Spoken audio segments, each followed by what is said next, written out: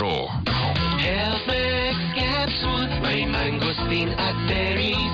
Health Max Capsule, may mangosteen at berries. May mangosteen na, may berries ka pa. Mag-Health Max Capsule ka na. Pag laging stress, pwedeng humina ang immunity. Ingatan ang kalusugan with proper diet and healthy lifestyle. Samahan ang pag-inom ng Health Max Capsule. Health Max Capsule, may mangosteen at berries.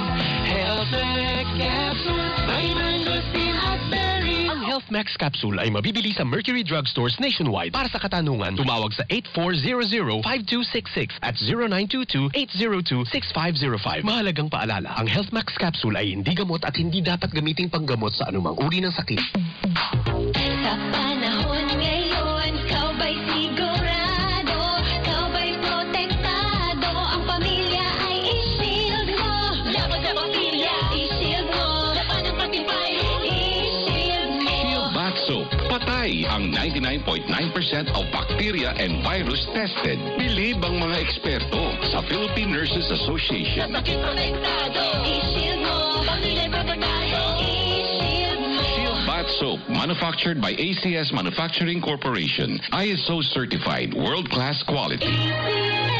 Santon Plus Gold. Nga pala si Tony. Problema ko ang paglaki ng aking prostate. Nang malaman ko ang kaepektibo ng Santon Plus Gold, sinubukan ko ito at sa loob lamang ng 2 buwan, lumiit na ang prostate ko at nakakalakad na ako. Santon Plus Gold. Mas pinalakas, pinagali, pinahusay. Santon Plus Gold. Mabili sa mga butika. Mahalagang paalala, ang Santon Plus Gold ay hindi gamot at hindi pwedeng gamiting panggamot sa anumang uri ng sakit.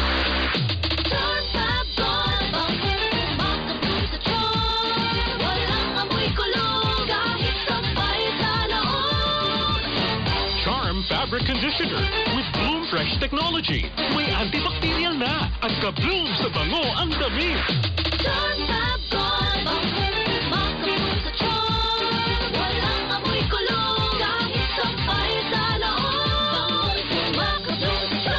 Charm Fabric Conditioner, manufactured by ACS Manufacturing Corporation. ISO certified, world-class quality.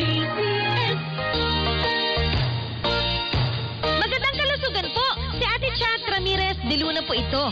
Inaanyayahan po namin kayong makinig sa Buhay at Kalusugan, hatid ng Herbena.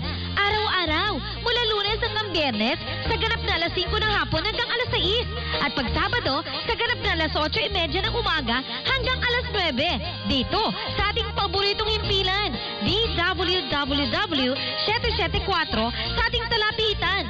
Mas maganda nang nag-iingat sa kalusugan dahil mahal magkasakit. Magastos po! Ate Chat, Buhay at Kalusugan, hatid ng Herbena. Maraming salamat po!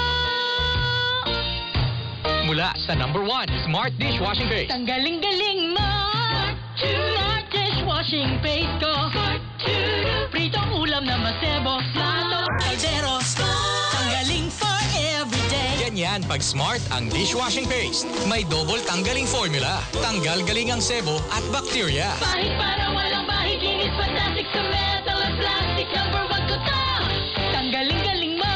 Smart Dishwashing Paste. Heavy duty linis, bawat pahid. Smart Dishwashing Paste, manufactured by ACS Manufacturing Corporation. ISO certified, world-class quality.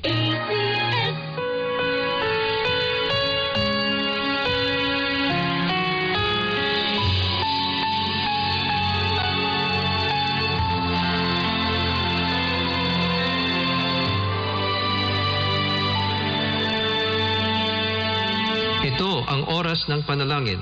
Panalangin para sa pamilya.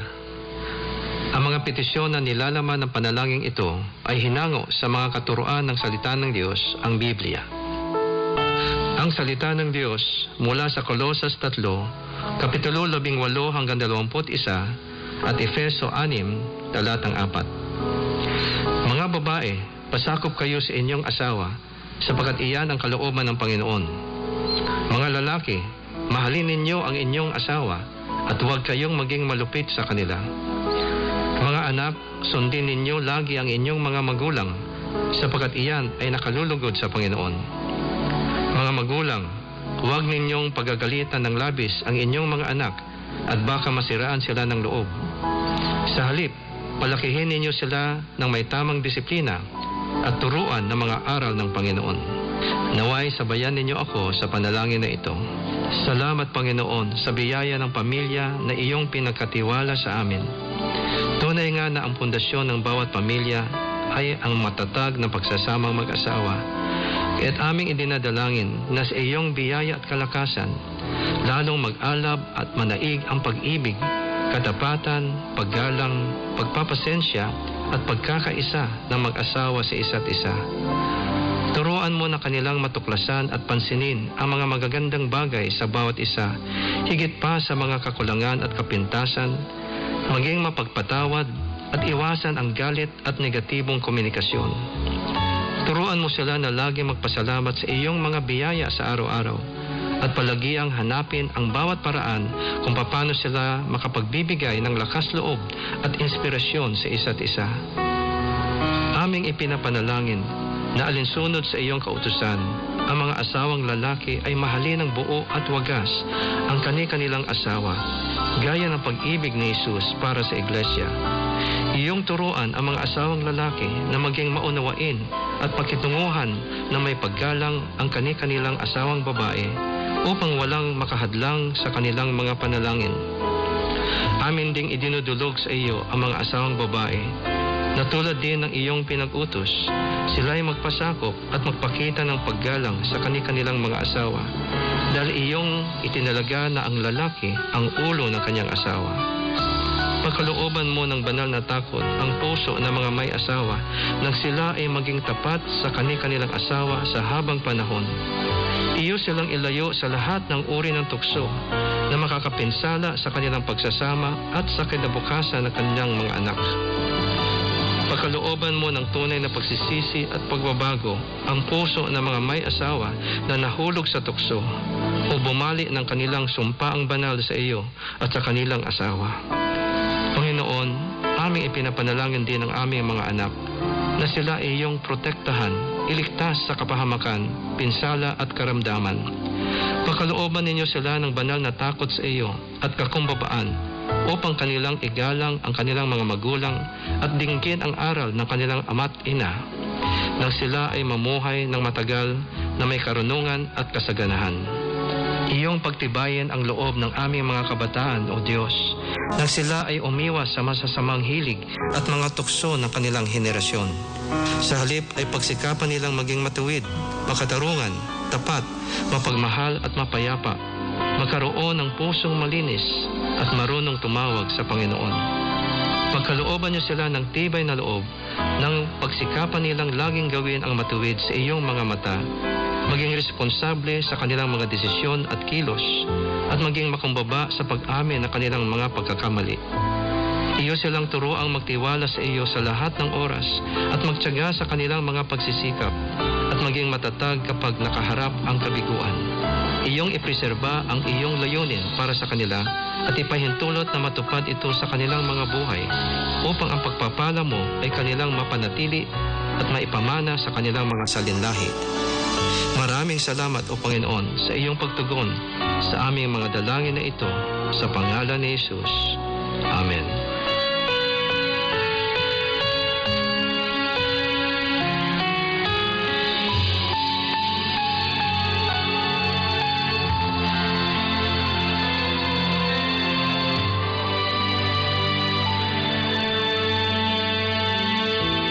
Therefore, if anyone is in Christ, the new creation has come.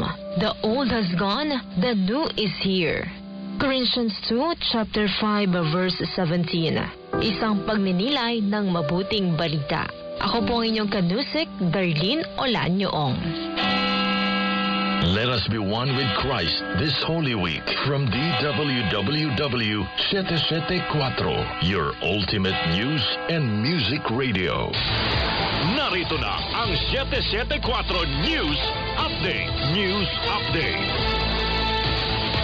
Narito na ang mga balita sa oras na ito. Hatid sa inyo ng 774.